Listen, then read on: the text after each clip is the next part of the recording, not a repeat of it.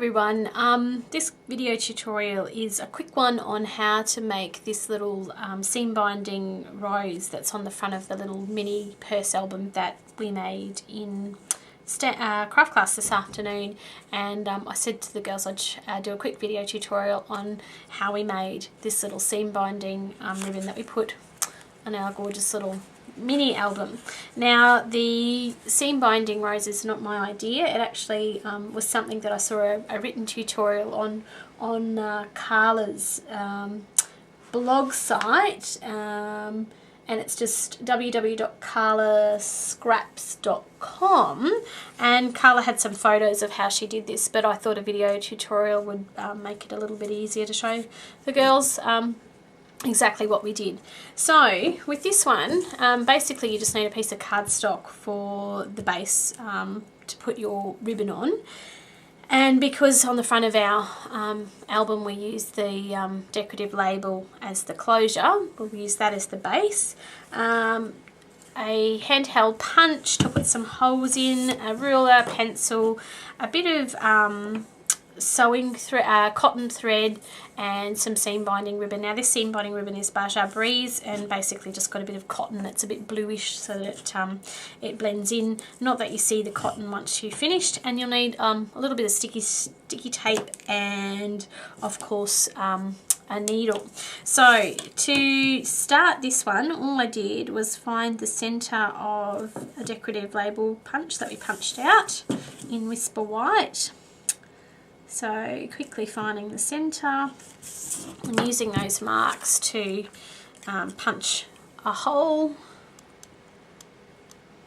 in the centre like that, and then just determining how big you want your rose to be. Now I want mine to almost fill the entire label, so I can have little spokes on my base pattern that are about 1/2 inch long. The bigger the base piece they have, the longer the spokes can be, and the bigger the final rose you'll get. But basically I just roughly went around and put 5 dots on the decorative label, all about 1/2 inch from the centerpiece. So just, I'll zoom in a little bit guys actually so that you can see clearly what I'm doing here. Just putting some little dots. Now your rose doesn't have to be perfectly evenly spaced. Near enough is good enough. So basically I've just got 5 little dots around the outside of that center dot, using the handheld punch again to punch at each of those dots that I've made.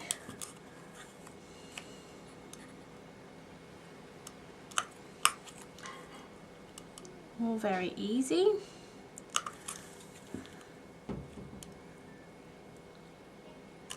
Alright, so now I was speaking about spokes, and all that is we're just going to get some plain cotton thread. Actually, embroidery thread for cross stitch is a bit stronger than this cotton sewing thread, but if you only have cotton sewing thread it works just as well, and that's what I'm going to use here. Okay, so I just thread it through from the bottom, leaving a bit of a tag there. And then basically just make a 5 pointed star pattern, I guess, by threading the cotton through the holes and up through the centre. Now it doesn't have to be too tight, but it shouldn't be too loose either. So that's all you do to create a bit of a 5 spoke pattern like that. Oops. So that's all you want to create. Flip it over the back and just tie a quick couple of knots. We used sticky tape today, but we found that the sticky tape meant that the cotton thread could slip out through our holes, and you don't want your rose half made and then your cotton comes unstuck. So if you just tie a little knot in the back like that, cut off the rest of that thread, you don't really need it, and it doesn't really matter what it looks like on the back. That's going to be our back with the knot. Okay, Now your seam binding ribbon is the best ribbon to use for this. Now this flower that, the rose that's on the project, took about 1 metre of seam binding ribbon for a rose that will fill a decorative label. So all you have to do is thread 1 metre of seam binding ribbon through the eye of a embroidery needle, nice and blunt embroidery needle, and start threading your seam binding first up through the hole that you made in the centre of the card, like that, and just leave a little bit of a tag out the back. And then it's just a matter of going under one of the first spokes, anyone, doesn't really matter. And it's good to have your ribbon all twisty and bendy. Skip the second spoke. Looks a bit messy there, doesn't it, guys? But I don't know what that is. Bit of rogue cotton, but you won't see it in anyway. Over the second one, under the third one, and just working around in a circular pattern, twisting your fabric as you go, your ribbon, sorry, as you go. So over the next one, under the following one. Now I like to do the centres of my roses a little bit tighter, so I kind of pull the seam binding a little bit tighter in the middle. Over the next spoke, under the following. I hope you can see what I'm doing, but it's really quite simple. You're just going over and under, around, and having a bit of a twist and a curl in your seam binding ribbon as you go adds to the effect. Over, under the next one, like that, all the way around. Now, depends on how tight you do your you pull your ribbon as you go around, as to how many times you need to go round your spokes. For this size one, I'm finding about 3 to 5 times. It's a big variation, I know, but it depends again on how tightly you pull your ribbon through the loops. But basically you just need to go around until your spokes are nicely covered. Now I'll fast forward this next bit until we get up to the finishing off stage.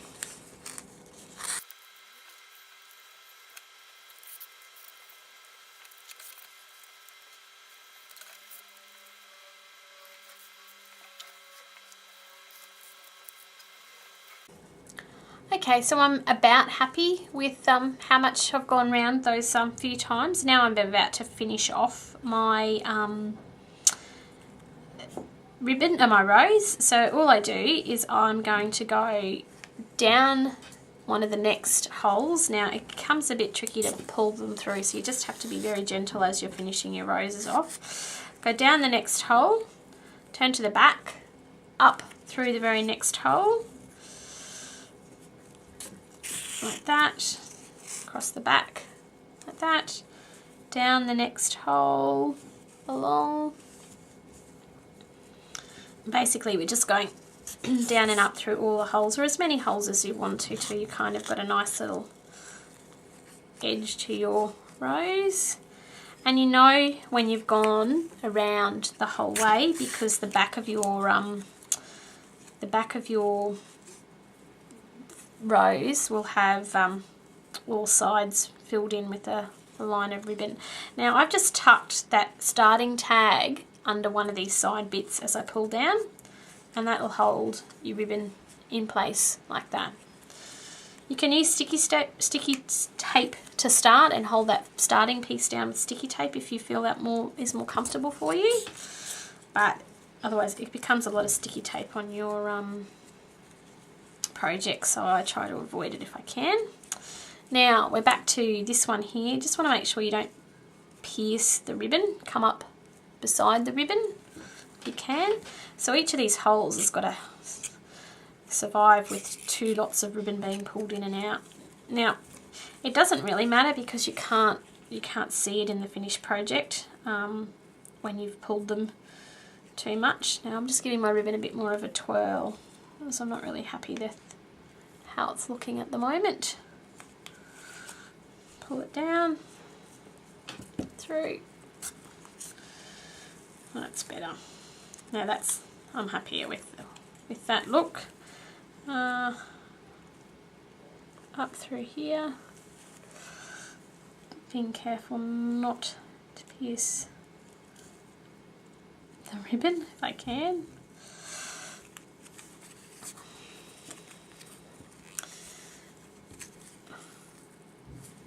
Just like I did then. It's alright, I can pull it to the side and get it out. And the last one, I believe. Oh no, one more after this one.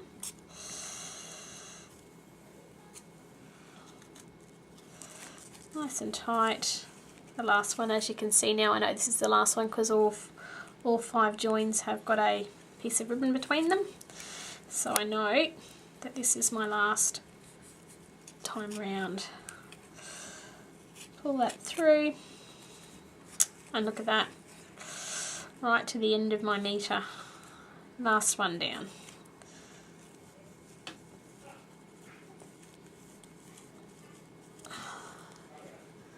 It gets a bit tight. I just have to give it a bit of gentle persuasion. Okay, and now that I've pulled it down, all I do is I can take that off, not have it unravel on me, hopefully. Cut off the seam. I've got a thread there too now, and then I can just adhere that on the back, and then on the front of my flower I can use tweezers or a paper piercer to fluff my rose however I like it. I've got a big loopy bit there, but you can certainly play with it a little bit to get it exactly how you like it.